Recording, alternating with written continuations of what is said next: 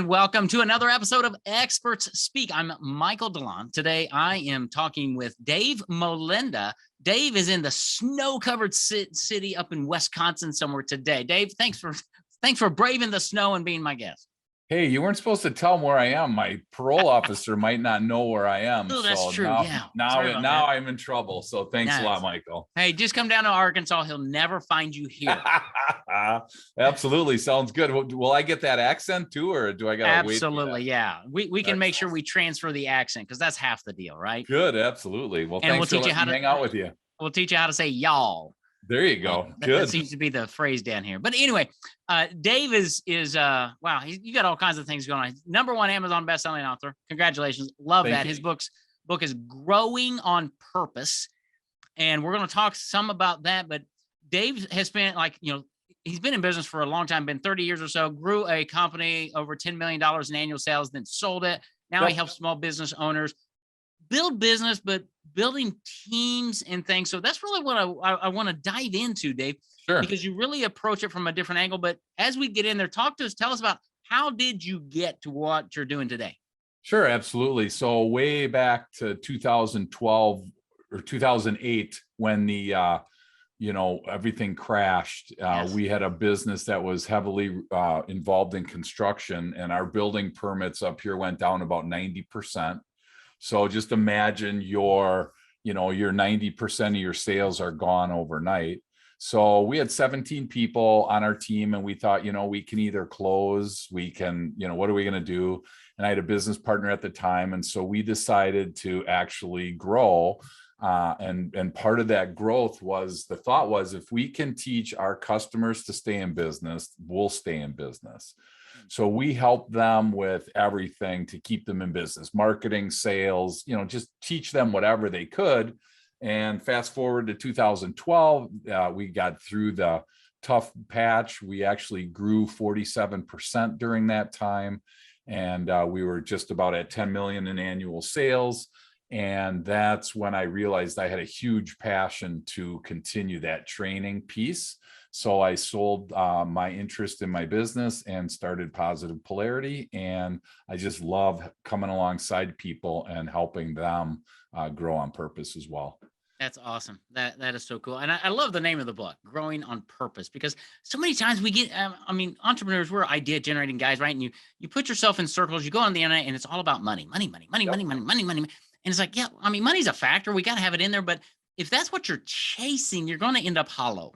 Yep. But growing on purpose, the money can come, but you're really focused there. And I love what you're doing, because business owners typically, I find, are really good at what they do. Yes. But they don't have a lot of strengths many times in marketing, sales, automation, hiring, building a team. So let's talk about that and what you found, and how do you help people?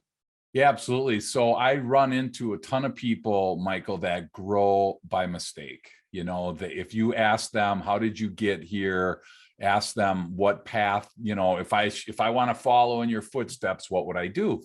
Well, I tell you what, very few people have a really good plan. So I thought, rather than grow by mistake, I want to grow on purpose. And so the purpose really came about with two pieces where, there's three parts to our business. There's the product or service that we sell. There is the people that we sell to, and then there's the people that do the work to get that done, our team. My focus is on the customer and on our team, because there's a lot of research done on team. There's a lot of research done on improving your customer's experience, but we didn't have a lot of research connecting the two. So my book connects the two. And it's pretty much boils down to this, Michael: a disengaged team most likely provides a poor customer experience. Well, the opposite is true. An engaged team tends to provide a really solid experience. And we all know, as consumers, when we've had a good experience or a bad experience, and usually it's pretty tied into how good or bad the team is. So I just enjoy helping business owners make that connection between their customers and their team. Yeah. And that's huge, because so many, I think the #1 myth in business, the one that I hear the most, is I just need more leads.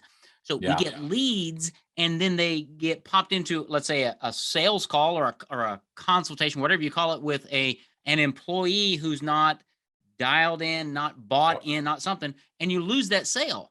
Well, maybe a better way to grow your business is to work on your team. Let's talk about the team aspect, and what are some things business owners should be looking at? Yeah, absolutely. Well, interesting. The big blind spot that business owners have is Gallup does a poll every year, and they ask how many of your people are engaged in your business, in your job. How many people show up every day engaged in their job? And unfortunately, in the US, about 1 in 3 people show up every day engaged, which means if I have, 10 people on my team, that means really only 3 people on my team are looking out for me, looking out for my customer, and looking out for my business. The other 7, are trying to say, hey, it's not my job. They're trying to do as little as possible. They're trying to skate through the day so that they can get home. And it's sad because that's the state. I mean, that's according to Gallup. That's not like something I just made up. Gallup does this every year. So we have a big disparity between where we are and where we want to be. And so there's a ton of things that we can do to engage our team. And a lot of it that we work with, that doesn't even cost money.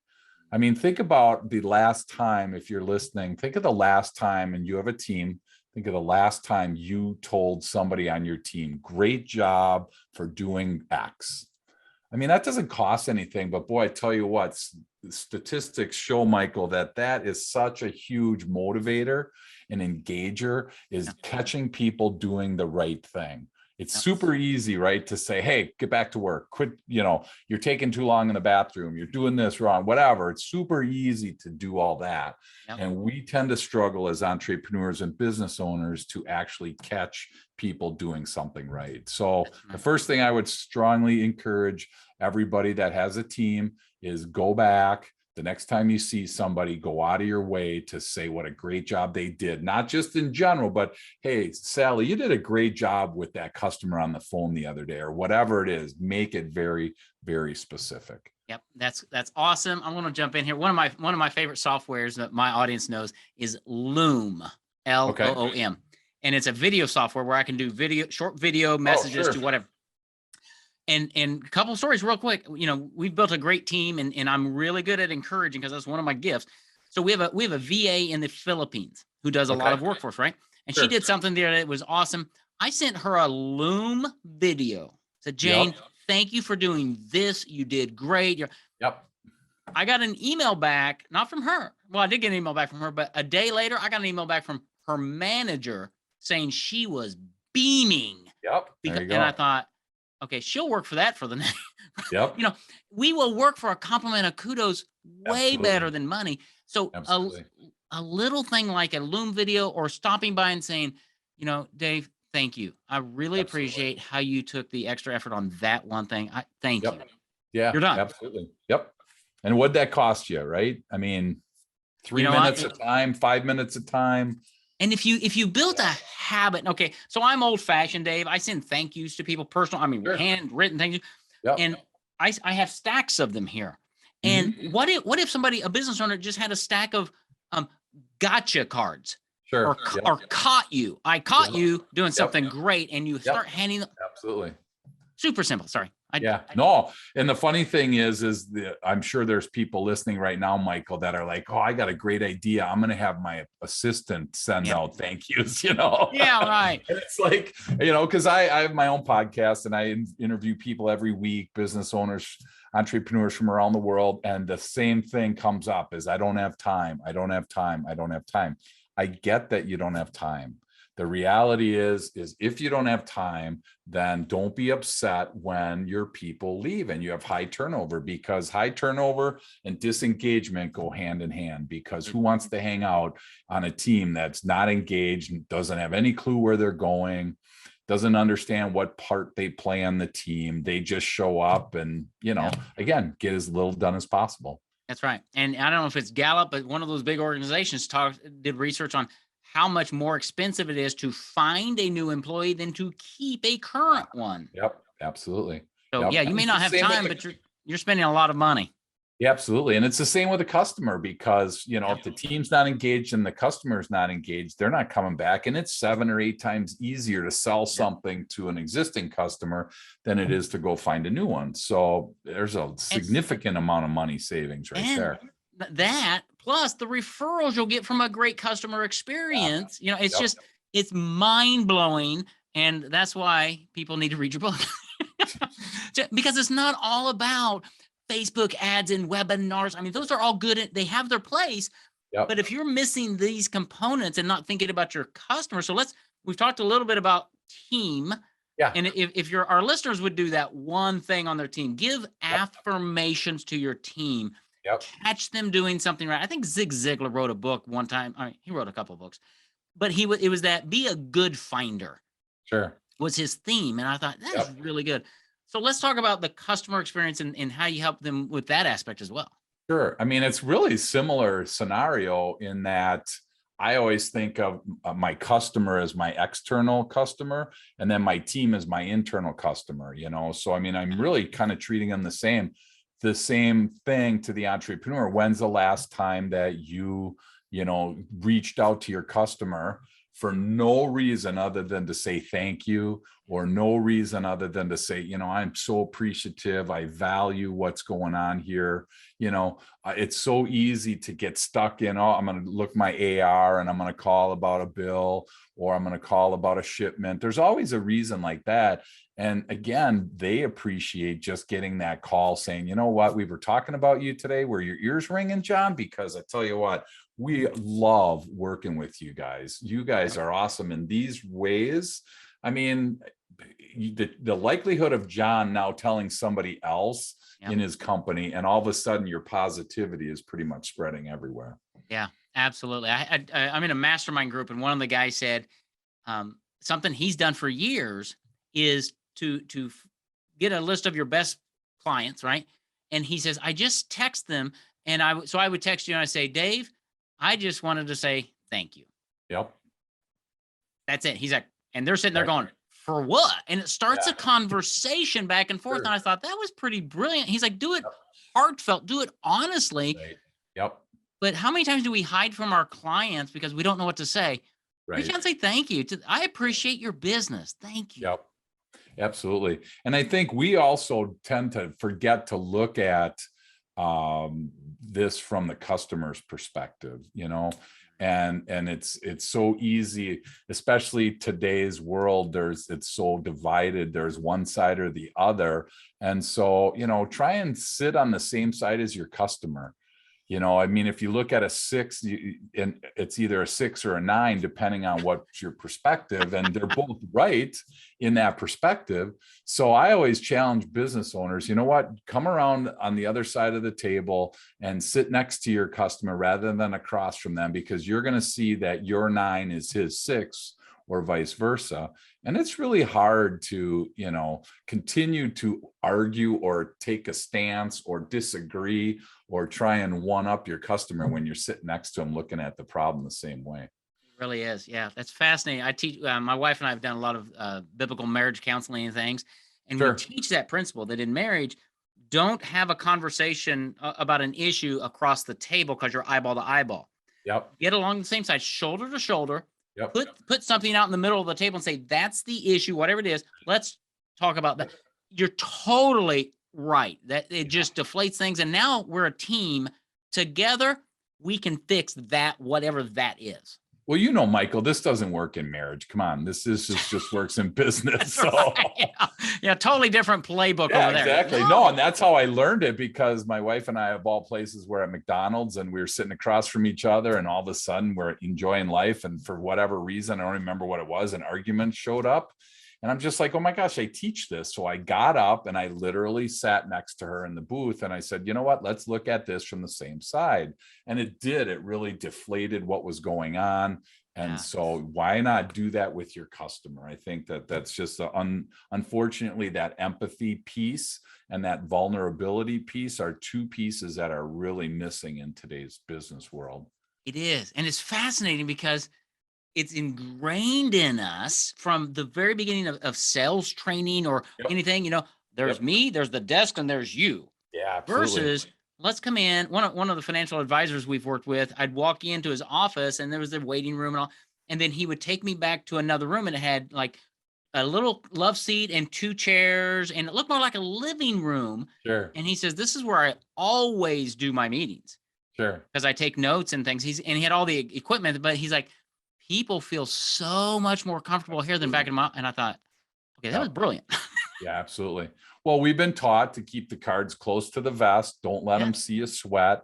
You know, I mean, in negotiation, it's always a bad thing to show them a weakness. And so how do you go from that to being a vulnerable, empathetic leader? That's why teams are struggling, because it's a really hard transition. You learn this, but now you need to do that. So it's really challenging. Well, and it is, I'm looking behind you and I see the DISC certified thing on the back. And a lot of times entrepreneurs are the big high D, the drivers, and everything you're talking about is fluff. Come on, man, get on with it, but get your job. It's like, you've got to be able to play the other game. And if you can't, you need to hire somebody who can. Absolutely. So I love the DISC profile and all that. And people need to take that. I just took the other one. I mean, I've done DISC is Colby. There's so many of them. There are so many out there.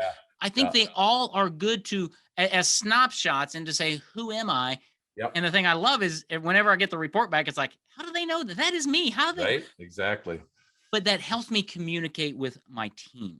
Yep, for sure. And you realize your team has all different personalities. And the likelihood that they're driving into work trying to find ways to irritate you as the business owner, it usually doesn't happen. It shows up once they get there. Something irritates them, something sets them off, something provides, instability. And a lot of times it's us as leaders. I mean, statistics show that about 3 out of 4 people right now leave their job because of the leader. So that's on us, that's really on us as leaders to provide the best environment we can for our team. Yeah. And it just, it's funny. We're at the end of one of our book publishing things for a client. And I was on a conversation with him and he was praising my teammates, the different people he had worked with through the process. And at the end, he's like, you've really put together a great team. And I sat back there and said, thank you. It didn't happen by accident, right? Thank you, Jesus, right? Yeah, absolutely. And most of my team have been with me for a long time because I mean, encouragement is in affirmation. That's one of the things. I'm only good at 4 things, Dave. You don't know that. My audience, I'm only good at 4 things. Sure. And affirmation is one of those things. Good. Well, that's good. And it is good for a leader to do that because I'm always looking for ways to say, well done. Thank you for that. And it plays out because my team treats my clients that way as well. Right. Absolutely. Because I mean, if you show up every day and you are totally getting, abused, why? I mean, it affects your family, it affects your personal life, physical life. I mean, who wants to be in that scenario? So, I mean, even if leaders don't want to provide a good environment because they don't know about it, they don't care, whatever. I mean, you almost have to in today's world.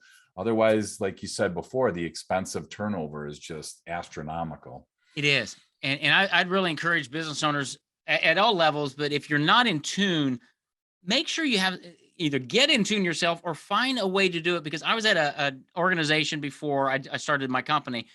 Big organization, 350 people there. And there was this gap between leadership and the people. Sure. But leadership didn't see it because whenever they would walk around, everybody's like, oh, gotta get busy, right? And hi, how are you, Dave? Yeah. But when they left, there was this gap of communication because leadership, so you gotta fix that.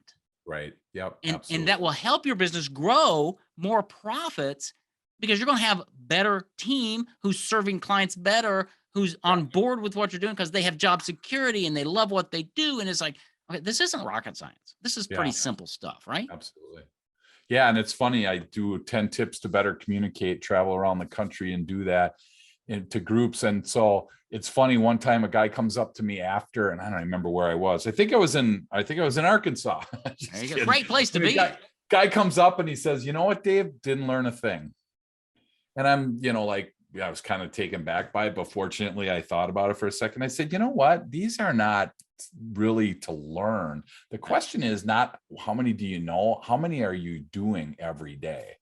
Yeah. And then the lights clicked on for them. And it's like, you know what? Yeah, it's communication isn't like this really mysterious thing. It's just a matter of a couple simple things that we tend to forget. Yeah. And then when we forget, we go ahead and just go off in our own direction, and the communication doesn't go nearly as good as it's supposed to. Absolutely. Yeah. I was in my mastermind group today and somebody brought out a statistic. We were talking about selling and things. And they said, statistically, all the research comes out that the best salespeople in a 60-minute conversation, the best salespeople speak for about it was 18 minutes, 16. Yep. I mean, because we need to be listening and hearing yep. to say, are we even a good fit? Can I solve your problem? The only way I'll know that is by listening. Absolutely. If you're talking more than a third of the time, to your point, in sales, you're in trouble. At work, at a business perspective, if you're a business owner, hopefully you're listening way more than you're talking, because then, I love what Steve Jobs said. He didn't hire, smart people or dumb people and tell them what to do. He hired smart people so they would tell them what to do. And that's just so cool, because I don't know everything. So I really want to listen way more than I'm talking. Absolutely. And to empower your teammates to run their department, right? And that's what we've tried to do is okay, you're over the writing stage, right? And they'll come back to me and ask me some questions. I'm like, well, here's what I would do, but it's your decision. I want you to run that because you're much better at that than I am. Sure. Right? Yep. Again, that's outside of my four things. So you go do that. But yep. But I know I'm the boss. The buck starts here, so I can guide and direct. But really, it's empowering them, loving them, finding ways to say kudos, way to go, and notes, looms, verbal affirmations, attaboys. It's not hard. And whether you do that with your team and or your clients and or your vendors. I sent a loom to a vendor today. I said, hey, thank you so much. It came in. This is awesome. And she sent me an email back, said, thank you. I mean, there you go. Yeah. It's vendors are way often forgotten, aren't they? Oh, they really are. And many times we can't do what we need to do without them. So they are an integral part of our company. How can people reach you, and what would be a good next step for somebody? You've intrigued us a little bit around, and I love this, around building team. How do you do team? How do you take care of your clients? What do you have the business owners can find helpful? Well, a couple things. I mean, I would say we talked about DISC. So we have a 48-page assessment that you answer some questions and you look at that and you go, how in the world did you know that about me from those questions? Right. Yep. So I'd be more than happy to provide a free assessment for your listeners. They just email me at dave@positivepolarity.com. and we will send a link, and then you take 15 minutes of your life and invest in it, and then you get the results, and you never hear from me again unless you want to. But this all really starts with us. It's really hard to build your team if you don't understand your strengths, your weaknesses, how to communicate with, how you want to be communicated with. So it really starts with us as leaders. So if you're thinking, hey, I'm going to do this for my team and I'm not going to be involved, that doesn't work for me, because we can't really fix something. That's like going to the doctor and the guy says, so, what's going on today? And you're like, you tell me. And the guy says, well, what hurts? Well, you tell me. I mean, it just, you're the doctor. Yeah, you're the doctor. Come on, Michael. You tell me what's going on. I don't know. So that's, at least the guy says, hey, my elbow hurts. So at least they push you in the right direction. You got to start with self-awareness. You got to start with yourself. That's great. And the disc profile is very, very helpful. Absolutely. So that's a phenomenal resource.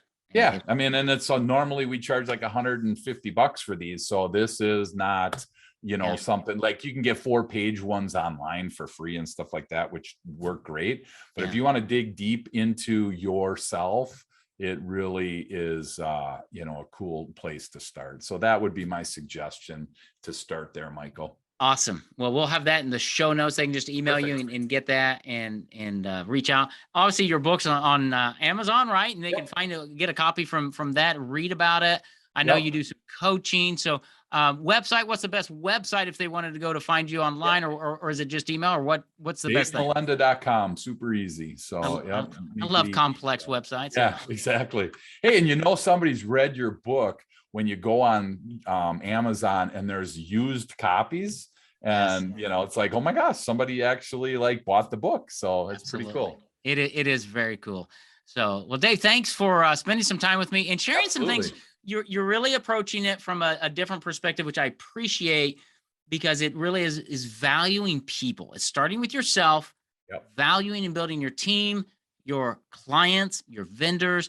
And when you build that little habit, it's going to pour over into your family life, your church life, wherever. And you're going to see the radical changes when you apply, I love this, positive polarity to how you operate. I love that. That's a good name. Absolutely. Good name. Well, brother, thanks for the time. I appreciate it. And we will stay in touch, I am certain. Absolutely. Thank you, sir. You're welcome.